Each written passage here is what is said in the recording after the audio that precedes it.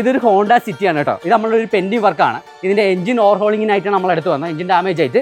അപ്പം ഇതിൻ്റെ parts delay കാരണമാണ് ഇത് ഇത്രയും കുറേ ദിവസം ഇത് കിടക്കേണ്ടി വന്നു ഇവിടെ. അപ്പോൾ പാർട്സ് എല്ലാം കിട്ടി, എഞ്ചിൻ നല്ല ക്യൂട്ടായിട്ട് നമ്മൾ സെറ്റ് ചെയ്തിട്ടുണ്ട്, എവറിത്തിങ് ഈസ് ഫൈൻ ആണ്.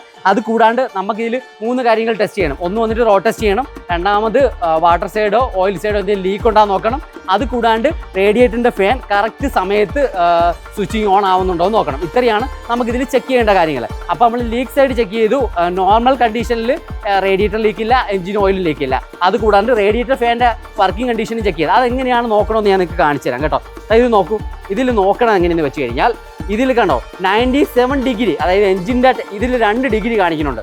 ഒന്ന് വന്നിട്ട് എഞ്ചിൻ്റെ ടെമ്പറേച്ചറും, അതായത് എഞ്ചിൻ ബ്ലോക്കിലെ ടെമ്പറേച്ചർ, രണ്ടാമത്തത് വന്നിട്ട് കൂളൻ ടെമ്പറേച്ചറുമാണ് കാണിക്കുന്നത്. അപ്പോൾ നമുക്ക് എഞ്ചിൻ ബ്ലോക്കിലെ ടെമ്പറേച്ചർ 97 ആകുമ്പോഴത്തേക്ക് 96നും 7ൻ്റെ ഇടയിൽ ഇതിൻ്റെ ഫാൻ സ്വിച്ചിങ് ഓൺ ആവണം. താഴത്തെ ഡിഗ്രി വന്നിട്ട് 93 to 4 ആ ഒരു റേഞ്ചിനകത്ത് ഇതിൻ്റെ റേഡിയേറ്റർ ഫാൻ പക്ക ഓൺ ആവണം. അപ്പോൾ നമ്മൾ ഇത് ചെക്ക് ചെയ്തു, എവറിത്തിങ് ഈസ് ഫൈൻ ആണ്. ഇതിപ്പോൾ തന്നെ ഇതിൻ്റെ ഫാൻ സ്വിച്ചിങ് ഓൺ ആവണുണ്ട്. സ്വിച്ചിങ് ഓൺ ആയി ഇതിൻ്റെ ടെമ്പറേച്ചർ ഡൗൺ ആക്കി കൊണ്ടുവരുന്നുണ്ട്. അപ്പോൾ എന്തായാലും വണ്ടിയുടെ ഓൾമോസ്റ്റ് എവറിത്തിങ് ഈസ് ഫൈൻ ആണ്. നമുക്കിനി ഇത് എന്താ ചെയ്യണം, ഒന്ന് റോഡ് ടെസ്റ്റ് കൂടി ചെയ്ത് നോക്കണം.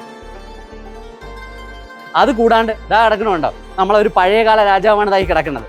ഇവൻ ഇവിടെ വന്നേക്കുന്നത് എന്തിനാണെന്നറിയാമോ? ഇത് നമ്മളൊരു പെൻഡിങ് വർക്കാണ് കേട്ടോ. പവർ സ്റ്റിയറിംഗ് ആക്കാനാണ് ഈ കസ്റ്റമർ കൊണ്ടുവന്നത്. ഈ കസ്റ്റമറിന് ഇതിനോട് അത്രയും അറ്റാച്ച്മെൻ്റ് ഉള്ള ഒരാളാണ്. അപ്പോൾ ആൾക്ക് ഈ വണ്ടി തന്നെ കൂടിയേ തീരുള്ളൂ. അപ്പം ഇതിൽ പവർ സ്റ്റിയറിംഗ് കൂടെ ആഡ് ചെയ്താൽ മാത്രമേ ഇപ്പോഴത്തെ കണ്ടീഷനിൽ അവനെ ഓടിക്കാൻ പറ്റത്തുള്ളൂ. അപ്പോൾ ഇതിൽ നമ്മൾ ഉദ്ദേശിക്കുന്ന ഇലക്ട്രോണിക്സ് പവർ സ്റ്റിയറിംഗ് ഫിറ്റ് ചെയ്യാനാണ് കേട്ടോ. കാര്യം എന്താണെന്ന് വെച്ച് കഴിഞ്ഞാൽ ഇതിൽ ഹൈഡ്രോളിക് പവർ സ്റ്റിയറിംഗ് ഫിറ്റ് ചെയ്ത് കഴിഞ്ഞാൽ എഞ്ചിന് ആ ഒരു പെർഫോമൻസ് കിട്ടത്തില്ല. നോർമലി ഈ വണ്ടിയൊക്കെ പെർഫോമൻസ് കുറവായതുകൊണ്ട് അത് കൂടാതെ അഡീഷണൽ AC ഫിറ്റ് ചെയ്തിട്ടുണ്ട് കേട്ടോ. അപ്പോൾ അതിൻ്റെ കൂട്ടത്തിൽ നമ്മളിതിൽ ഹൈഡ്രോളിക് പവർ സ്റ്റിയറിംഗ് കൂടെ കിട്ടിക്കഴിഞ്ഞാൽ എഞ്ചിൻ്റെ പെർഫോമൻസ് അത്ര കണ്ട് കുറയുന്നുണ്ട്. അപ്പോൾ അത് ഒഴിവാക്കാനായിട്ട് നമ്മൾ ഇതിൽ എന്താ ഫിറ്റ് ചെയ്യുന്നത്, നമ്മളിതിൽ ഇലക്ട്രോണിക്സ് പവർ സ്റ്റിയറിംഗ് ആണ് ഇൻസ്റ്റാൾ ചെയ്യുന്നത്.